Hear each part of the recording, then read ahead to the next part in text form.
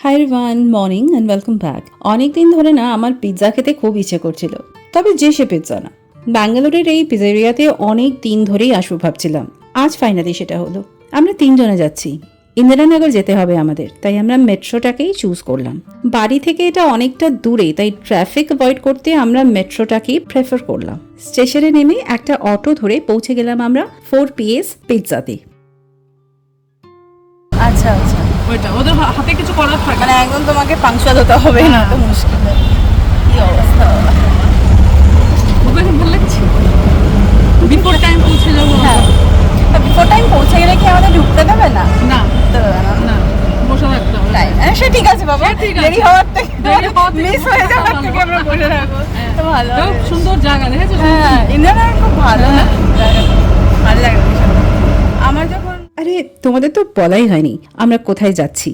হ্যাঁ, আমাদের আজকের ডেস্টিনেশন হলো 4 PS pizza, Indiranagar branch.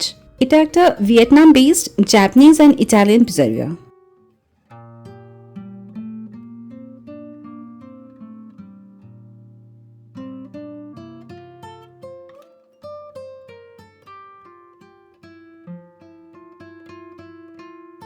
Order প্লেসের পর ওরা আমাদের একটুখানি চিজ টেস্ট করতে দিল।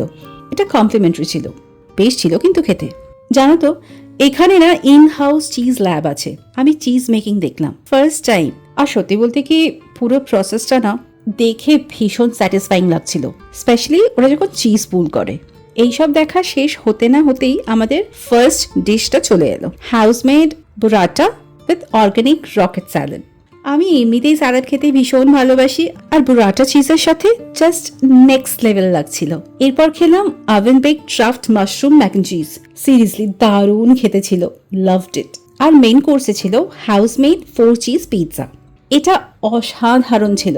আমি না একটু চিলি অয়েল ড্রিজল করলাম, আর পুরো ব্যাপারটা জাস্ট নেক্সট লেভেলে চলে গেল। আরও একটা ডিশ ছিল আমাদের, 3 টাইপস অফ ব্রিস্কেটা, সলিড ক্রিস্পি। এত খাবার পর সত্যি বলতে কি আমার পেটে আর জায়গাই ছিল না। কিন্তু ডিজার্ট খাবো না, না না সেটা হয় না। হাউসমেড ম্যাসকাপন চিজ টিরামিসু, আহা দারুণ ছিল। মিষ্টিটা জাস্ট পারফেক্ট।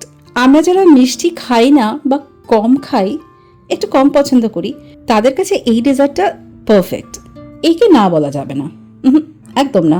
শেষ পাতে একটু মুখ মিষ্টি করতে চাইলে এটাকে কিন্তু রাখতেই হবে, কিছু করার নেই। আর ওয়াশ অফের জন্য ভার্জিন মোহিতো, ম্যাঙ্গো ফ্লেভার্ড। সব মিলিয়ে দুর্ধর্ষ একটা ব্রাঞ্চ খেলাম। আজ এই পর্যন্তই, পরে দেখা হচ্ছে, বাই বাই।